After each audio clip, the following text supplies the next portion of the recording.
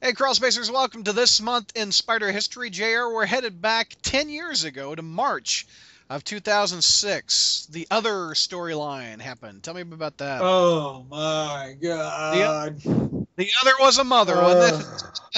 Uh, oh man, I had to really I even had to dig deep into the recesses of the old Spidey Kicks butt archives to see what I said about it 10 years ago. But You have to be consistent. uh, absolutely, absolutely. And as I found out, my opinion has not changed. But Yeah. Shitty any, story is shitty yeah, in a nutshell. yeah, 10 years doesn't make a story 10 better. years 10 years does not make pig shit smell any better. So, but You're sounding like Sally Field talking about pig shit. oh, gee. It's like everybody. What next now? Andrew Garfield's going to say, "Oh, I never did really like playing Spider-Man anyway. The costume It- rode up in the crotch or something." that's hysterical. I just bookmarked an article about Andrew Garfield bitching about the movies, too. I'll put that on the front Wow. page. Anyway. Honest to God, when you get sometimes when you get a big paycheck, can't you just say, "Yeah, okay, it was fine, it was fine, So, what do you want to start with? Friendly Neighborhood 4? Well, actually, why don't you go ahead and say what the issues are this month? Okay, we're going to review Friendly Neighborhood Spider-Man number 4. Mhm. We've got Marvel Knights Spider-Man number 22. We've also got Amazing Spider-Man number 528 Yes, from Volume 1. And is there another one? Or is that it? that was it. Okay, That got it. was it. And thanks to our friends over at spiderfan.org for helping us chart this reading assignment. Friendly was the first of the month, if I remember correctly. Friendly was the first of the month. You can go ahead and read the credits, but I'm not going to start. I'm going to build up to this point first. Friendly Neighborhood Spider-Man number 4, part 10 of The Other Evolve or Die. Written by our friend Peter David, art by, rest in peace, Mike Ringo. Yes. Take me through. Oh my God. Okay. Well, this was Has Mary Jane and Spider-Man sitting on a web looking out at New York City. Mhm. Well, it doesn't. The story does not start there. The story starts 10 years ago when I was 42 and my daughter was only in eighth grade, and now she's a grad student. And anyway, we were told of a Spider-Man event called The Other. Who is The Other? Well, Yeah. of course, all the clone fans, like Zach, of course. Well, actually, fan Zach. Uh, they kept thinking, oh, maybe Ben Riley will come back. Ben Riley will come back, and then and people started believing that because Marvel came out with these variant covers. Surprise! But they had the variant covers, and they did a Ben Riley version. So I was, oh, maybe it's going to be Ben Riley. Maybe the clone's going to come back. Blah blah blah blah blah. Well, then we found out that the other was going to be J. Michael Straczynski returning to a storyline that nobody wanted to see followed up upon, and people said, and then people started crapping on the other before the first issue even came out. How bad it was going to be, how horrible it was going to be. God, we don't want to see this again. And yet they were correct. and that's kind of what made me think about recently with Regent again, because we know Regent's coming back, and I'm thinking, did anybody really want to see Regent come back? No, he was the worst part of Renew Your Vows. Nobody cared exactly. about And so it's like, because the whole Straczynski thing and I start out calling it Ezekiel Moreland Totem Shathra Mystic Spider crap or something like that, because we were all waiting for J. Michael Straczynski to come on, because we'd had 2.5 years of the Mackie Byrne reboot, which was horrible. We just wanted it to end. We begged. Still better what we got now. The only highlights were when Jenkins came aboard on Peter Parker Spider-Man. That was the only good part of that era.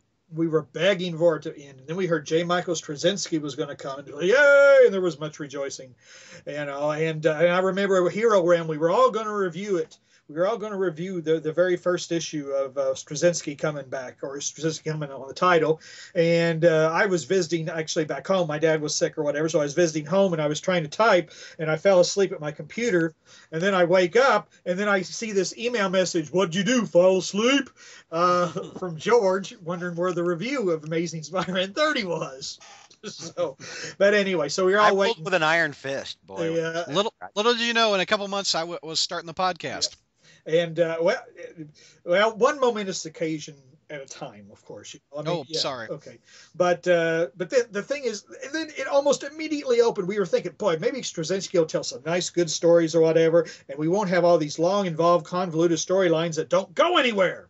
Well, our expectations were dashed the very first issue when the old man, Ezekiel, was on the wall and said, oh, by the way, hey, Peter, you have no idea what your life is really all about. Goodbye. Oh, no, here we go again. So we got like 3 years of this. All right. Now, admittedly, looking back, I think, actually for a character that's been around a long time, maybe it is nice for somebody to come in and say, oh, by the way, everything you thought you knew about your life, you don't. It's wrong. The thing is, we didn't want to see that at that point. And then it took 3 years to unfold. And then when it unfolded, it went out with a whimper. It was like, oh, gee, Ezekiel says, wait a minute, I'm not really the hero. Peter Parker's the hero. I'm going to get eaten by the giant spider instead of him. End. I liken it very much to The Simpsons when Poochie had to return to his planet, and then they ran up the thing saying Poochie died on the way back to it. And it was like, okay, finally it's gone. It's over. We don't have to. And so and now and then we heard it was coming back. It's like, oh, God, what is it with these writers? It's like, don't they get the hint when like something doesn't work? We don't want to see it again. Well, Dan Slott hadn't gotten the hint, so they're running into the ground to see if they can find the mole man. And so I was thinking, I like that line. I don't know, not a chuckle at it anyway. I'm not giving you sympathy laughs, Doug. Oh my God! Wow. Zero sympathy today. Well, anyway, so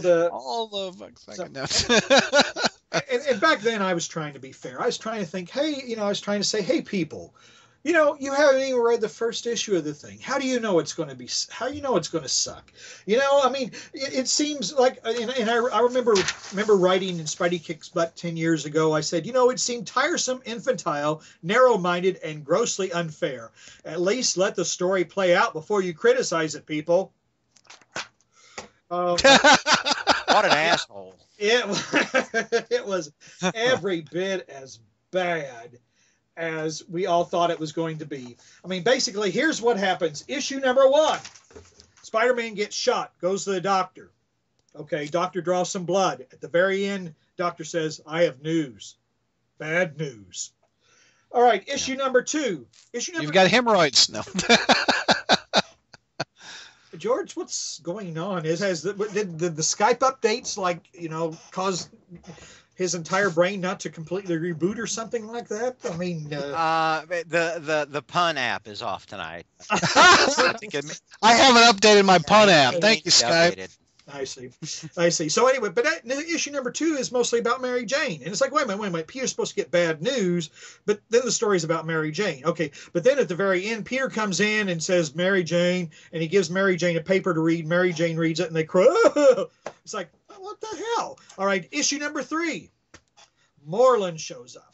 All right, Moreland shows up and says, oh, by the way, you're degenerating. That's very interesting, and he goes away. And then Aunt May says, Peter, something is going on, and so and then he shows Aunt May. We still don't know what's going on. Anyway, wow. but the blurbs are telling us what's happening. See, the blurbs at the beginning, kind of like when you read the letters page to have to figure out what's going on. You mean the recap page informs you more than the actual book? So, like the recap page tells us that Peter got a terminal diagnosis. Nothing in the story did. But the recap told us we did. And then, I believe it was part number 4, it said that his cells were degenerating, which, of course, we didn't. That wasn't in the story either. So, anyway, then he goes to Doctor Strange, and Doctor Strange says, you've lived a good life, prepare to die. It's like, and we're on, that's 4 parts, and we said, what the hell is going on? So anyway, Peter flies to Wakanda. The Black Panther looks at him and says, I don't know what's going on. You're going to die.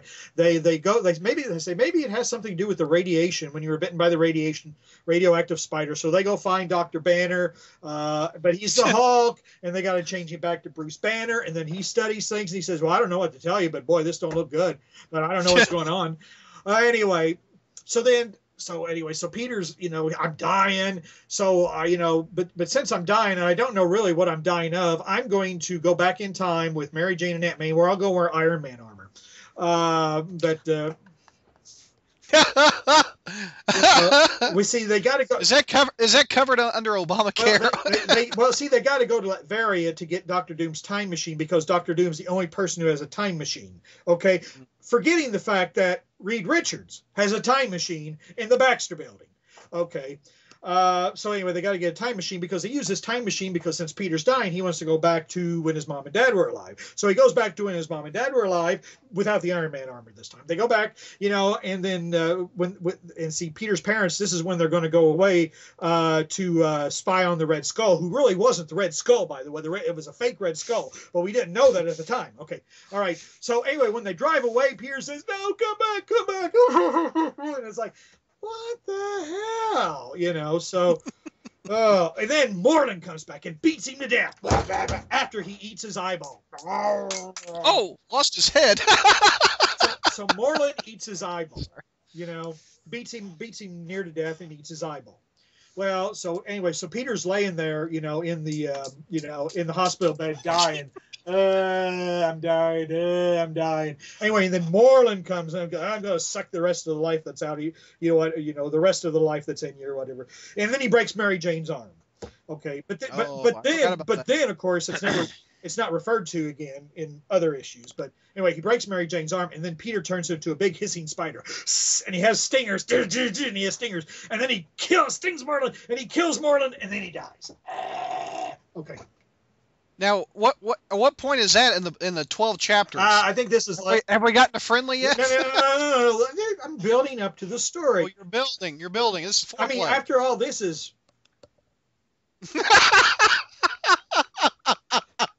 I said, "Hello, McFly. Hello, McFly." Ow! I felt that. I'm sorry, folks. I apologize. Oh my. Anyway, and we waited a half an hour to get to this point, didn't we? More than that, brother. Okay, so Peter dies, all right? But then all of a sudden, then they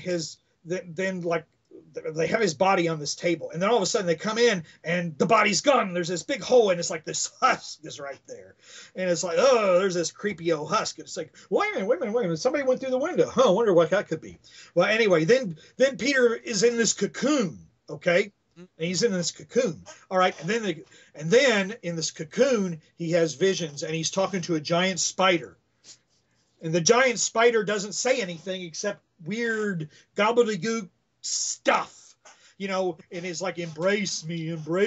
And so Peter goes and embraces the giant spider, and then he busts out of the cocoon, and then he walks back into Avengers Tower and says, hello, hey, everyone. Just like he does in Civil War a few years later. So, hey, everyone, I'm back from the dead. And, of course, everybody thinks that's just fine. Nobody. Hey, JR, hang on just a second. Brad, what the hell are you doing? JR is trying to impart information, and you're over there acting like a jackass. I'm sorry. I was You're showing off empty lunch boxes that aren't even lunch boxes. You're putting crap on your head. Well, see, his jokes aren't working, so he's just. This is.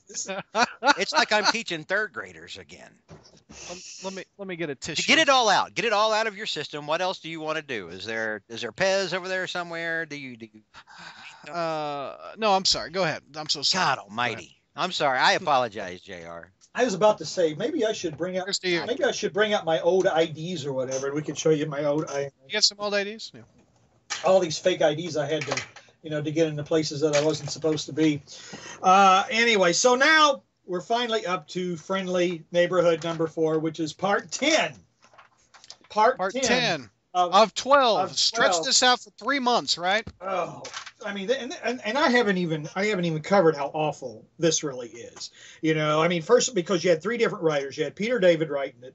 Yeah. And actually, we were all anxious for Friendly Neighborhood number 1 because that was the title Peter David was getting. Oh, wow, Peter David's coming back. Friendly Neighborhood number 1. Can't wait.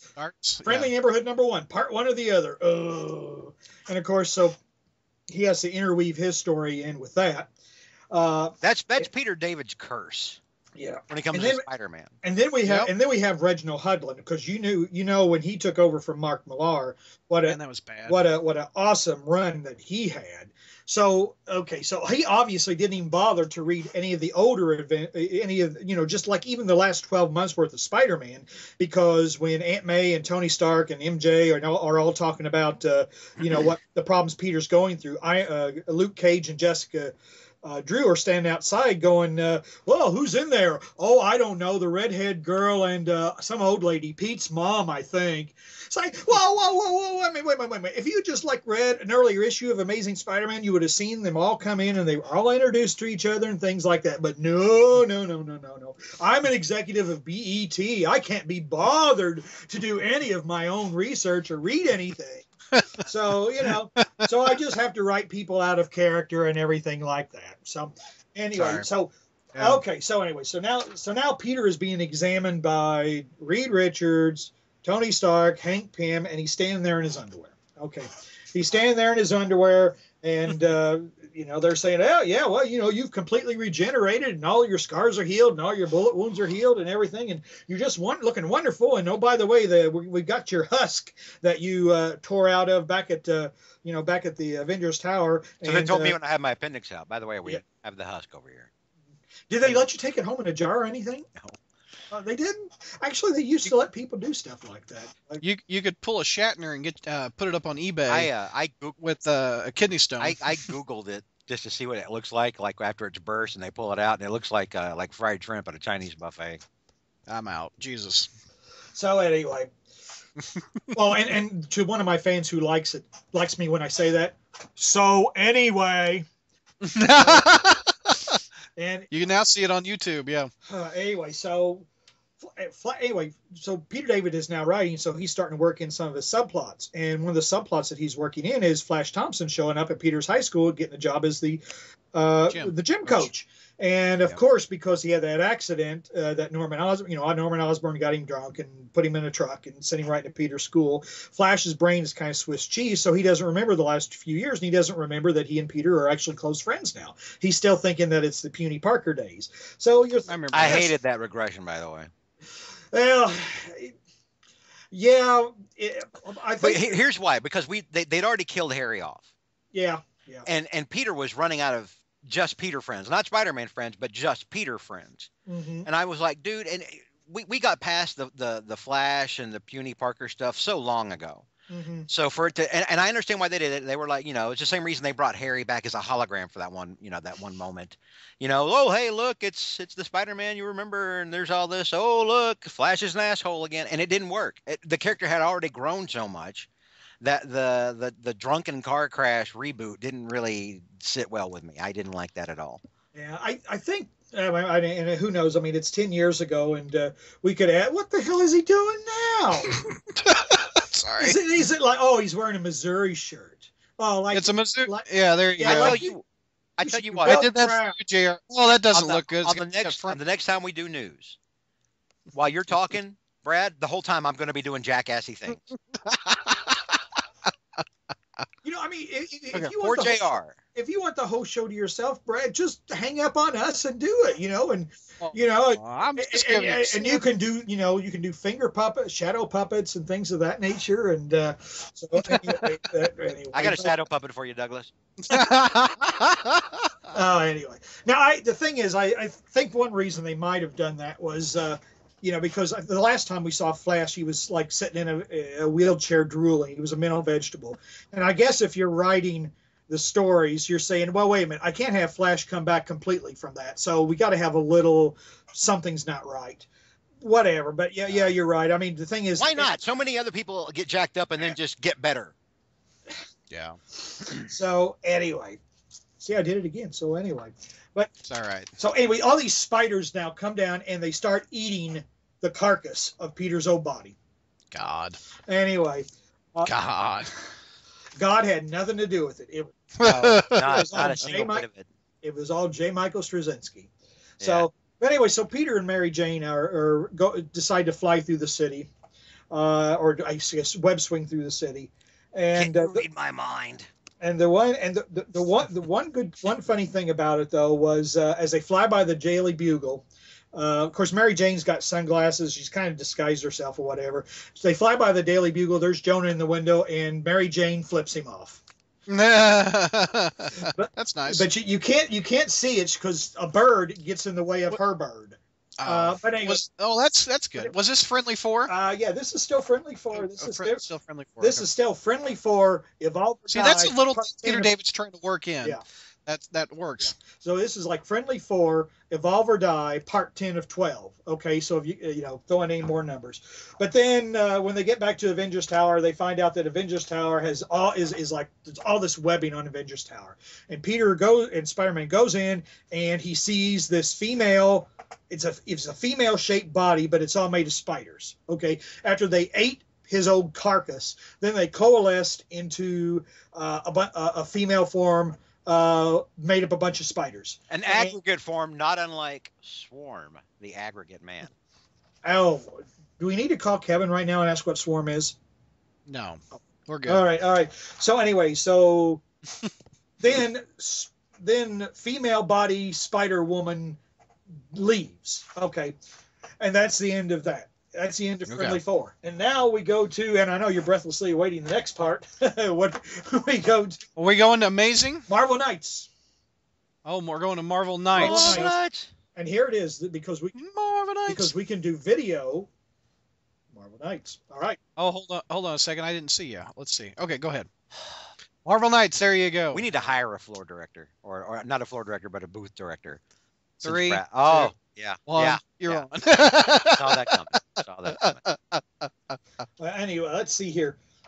This will fill you in on the story, boys and girls. Here, real quick. Marvel Knights 22, written by Reginald Hudlin, pencils by Pat Lee. Oh, okay. Anyway, Spider-Man has returned, but something else has returned with him. A vicious battle between Spider-Man and Morlun seemingly claimed the lives of both Predator and Prey, but then a shadowy figure emerged from Peter Parker's corpse and broke out of Avengers Tower. That stranger was Peter himself, who shed his skin and was born again. Oh, not shed. With that rebirth came certain new powers and enhanced abilities, and the injuries that had claimed his life miraculously healed. But in the process of recovering, Peter embraced the totemic forces of the spider. And that spider, the Great Weaver, has embraced him back. Now, something else has emerged from Peter's corpse. A new creature... It sounds like bad fan fiction. It really does. Well... tell me I'm wrong. It does. Yeah. I think you're insulting fan fiction when you compare this... and as we talk about this, I'm trying to think in my head a multiple title crossover of Spider-Man that's worked, and Kraven's Last Hunt is the only one that lasted 6 parts that worked. Maximum Carnage is not good, not very good. It's stretched. This one is 12 issues, 3 months long. This is stretched too much. JR, can you think of one that besides Kraven's Last Hunt that's any good? How many parts was Back in Black? I think it was 5 or 6. Back in Black. There's another one. But that was stretched out too. It really should have been 4 because remember, like I think in part 5 or one of those parts, we had like a whole panel of the sniper sleeping. So I don't think you can go much more than 4 or 5 that makes a good Spider-Man story. I don't know. We have 50 years of history. So anyway, but getting back to this breathless story, so Peter follows this entity out. But the thing is, now something dramatic has happened because it doesn't look anything like what it did when it left in the previous bed, because then you could clearly see that it was a female form made of spiders.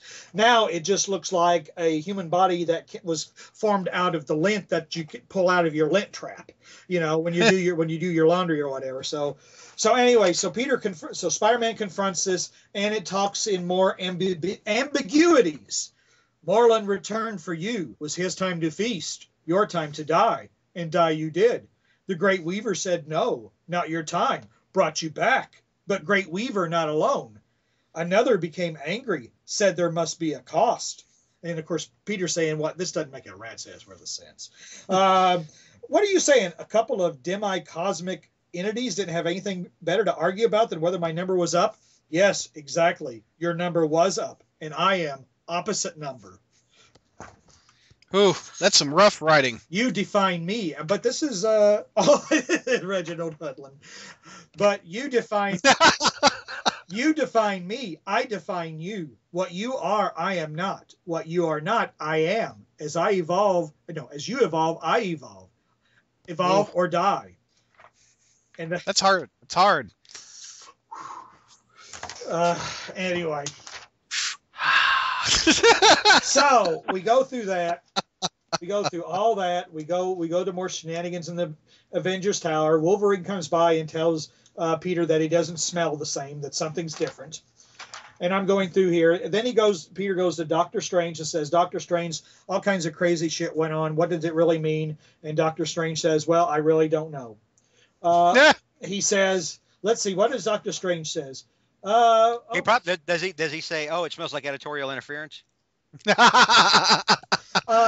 eye of what? The eye of what? No, but Akamoto. Yeah. You almost said Watuga. We haven't gotten to Carly Cooper yet, which is the definition of editorial interference. Let's see here. Spider-Man said, so they look in this big green glowing thing. Spider-Man says, what do you see? Something very interesting.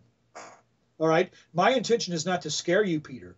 In fact, indeed, I'm not convinced there's any reason to be scared. Basically, Peter, you're in the center of a web, a cosmic web that you can't feel physically, but that is very real nonetheless.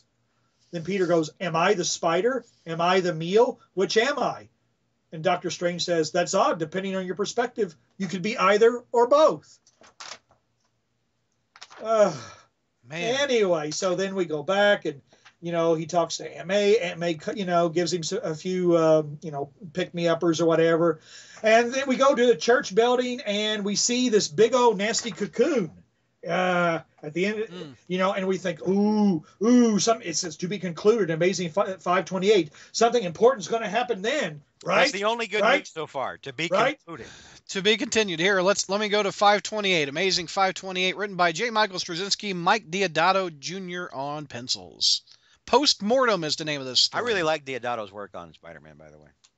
Yeah, this is some of his earlier work, and you can clearly see that Peter is Jason Priestley and Tony is that's who he based the character. He always he used real actors for templates, and Tony is Timothy Dalton. Clearly, continuing what Alex Ross did. Yeah, Alex Ross did. Didn't Alex Ross make Professor X Patrick Stewart even way back ages ago? I think when he probably did he do that, or did he make him Yul Brynner? No, I don't know, but he made the Reed Richards Russell Johnson, which I thought was inspired. Oh, from Gilligan's Island. That was good. Yeah, that was inspired. That was awesome. That was awesome. The earliest Patrick Stewart I remember with Professor X was in A Wizard when they used to cast movies. They picked Patrick Stewart, and eventually became. So anyway, we go back. Tony is performing more tests on Peter because we've been through 11 issues of tests and we haven't learned anything. So why not have another issue of testing, because we're not going to learn anything more there. It's the last chapter. Why not? Anyway, and then Peter goes to Leo, the old costume maker, which is another creation of JMS's, and then Peter hears something goes on or whatever, and then this building collapses. And since the building collapses, guess what has to happen? Spider-Man has to go in and throw a whole bunch of shit off. Oh, everybody lift up. But pretend you're Spider-Man, lift up. So he's trying, there's still this little girl in there who's trapped, but now Peter, he knows he's got enhanced senses. The hairs on his arms, can feel vibrations and winds and things, and then he can feel vibrations in the webbing, and then his eyes glow green, and he can kind of, I can sense and see things I haven't before. Oh, and then he picks up the little girl, and he says, oh, spiders carry their young on their backs, and he puts her on his back, and she's there, and then of course he takes her out, and then the audience has to clap and cheer so that Tinkerbell won't die. Yeah. So he rescues a little girl, goes back to Mary Jane. They do a little pillow talk, which Tony Stark actually happens to be eavesdropping on. Then Tony I've told you before, Tony Stark, one of the greatest Spider-Man villains.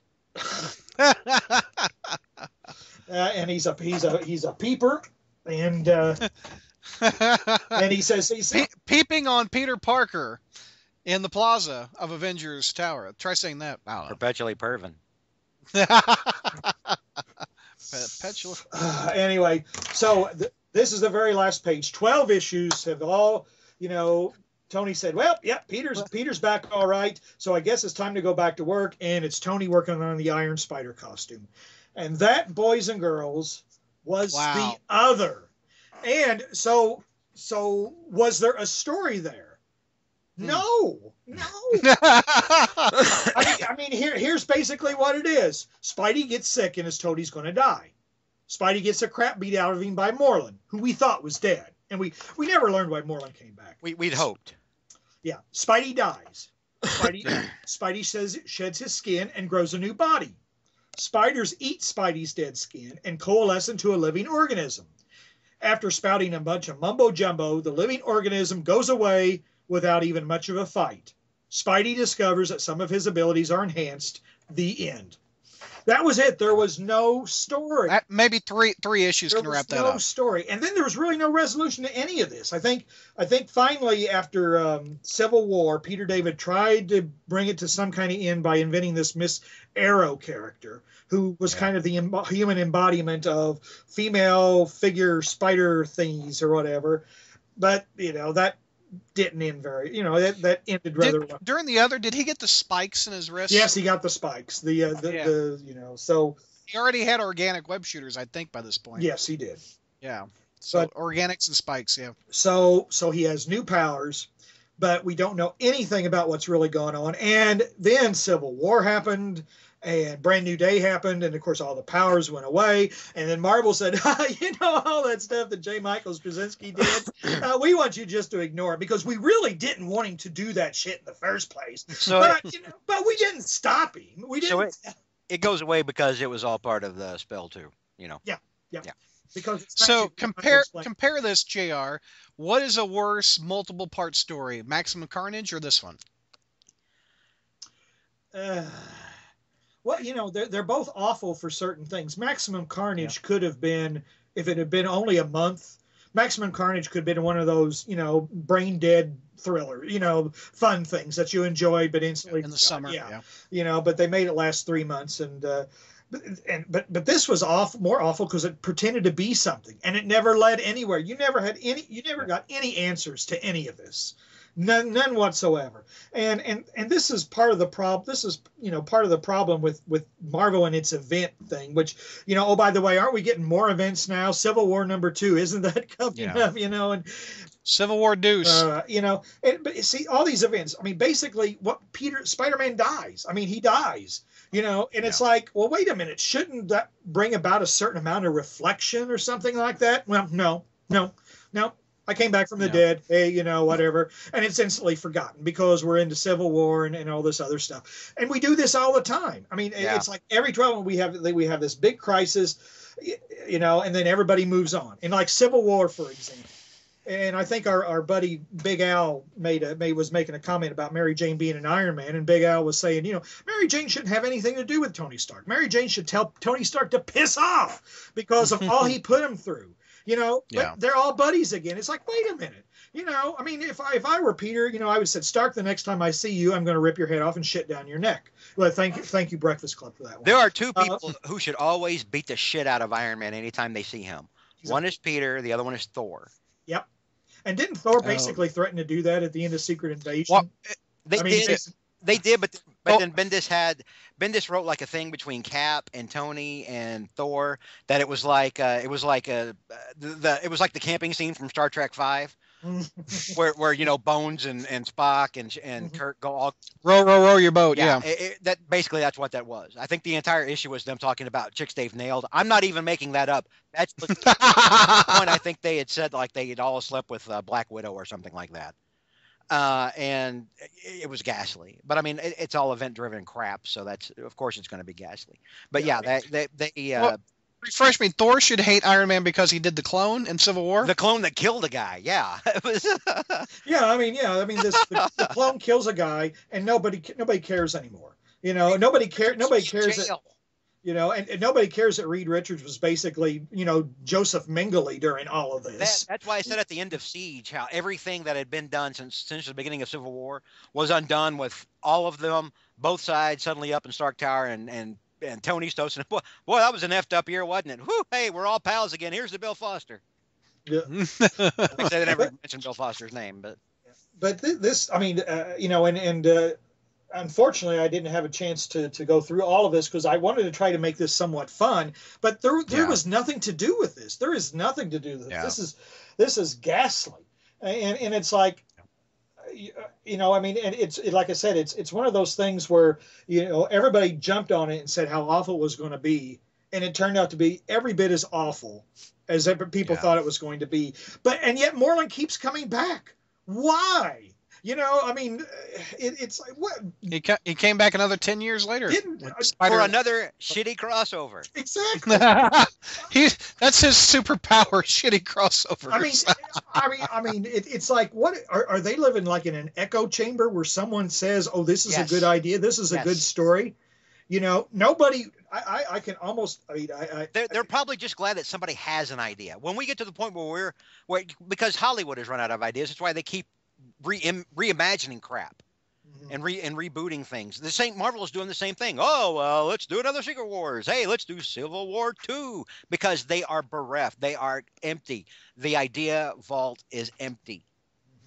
But and see, here's the thing too. I mean, Spider-Man is beaten to death, literally, and everybody knows it. But we never see anybody else's reaction outside of Avengers Tower. We don't see Jonah's reaction. We don't see Robbie's reaction. We don't see Johnny Storm. I mean, honestly, if Spider-Man were dead and everybody knew Spider-Man was dead, I mean, don't you think that like the Fantastic Four and the Black Cat and a bunch of Daredevil would be beating there would be so many heroes going out to beat ass. Oh my God, Daredevil would kick the shit out of everybody in Hell's Kitchen just to try to find anything. Well, they would all have been looking for Moreland to go after him. I mean, it's. Yeah. Let's compare this history to current. Is Spider-Man in a better place than 10 years ago than the current? I think so. That's rough. I like the other better than this. What we're getting now. But I was thinking, and as I was going through this, I was thinking, boy, this really sucks. Why didn't I call it the worst story of the year? Why? This is an awful story. And then I went through the rest of my article, and I said, oh yeah, 2005, Sins Remembered. Yeah. So, my God, it's like we had the other, and we had Sins Remembered in the exact same year. Sins Remembered was the Norman slept with Gwen? No, Sins Past was Norman slept with Gwen and had Goblin babies. Oh, Sins Remembered was supposed to be Answers, but it turns out, but no, all we got was covers of Spider-Man French kissing Gwen's daughter. Yeah. That was bad. That was a bad cover. So not a good month. 10 years. Not a good month at all. Man. I want this month of my life back. This is dreadful. But this is why people make time machines to go back and stop this kind of thing. But we bought it. We bought it in droves. Everybody bought it in droves, and apparently Marvel's not learned because they keep doing events, they keep doing crossovers, they keep doing, they keep bringing more. Well, they've got to. Apparently, if I've been reading this, apparently sales are just awful. Not just for Marvel, but for DC as well. I mean, they should be bad for DC. DC's New 52 has turned out to be a bust, really. I mean, if aren't they going to reboot the whole damn thing again? They are, but I mean, that was their plan anyway. They knew they were going to reboot again in 5 years or however long. They knew that. They knew it. Yeah. Well, I did. All right, let's wrap. Any other final thoughts, JR, on this one? Oh, dude, I was like, where are my? It's a good thing I don't have any razor blades around here. Wow. All right.